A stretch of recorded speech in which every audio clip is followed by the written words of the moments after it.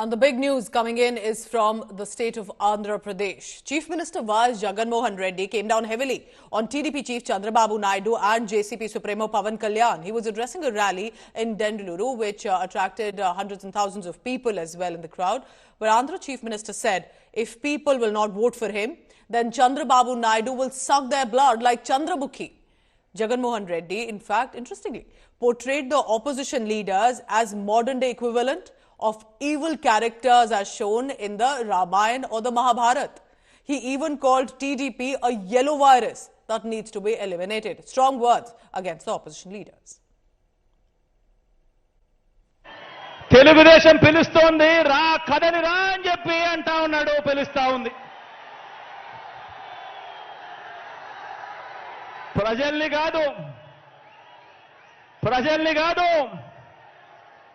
పార్టీలను పిలుస్తా ఉన్నాడు దత్తపుత్రుడిని పిలుస్తా ఉన్నాడు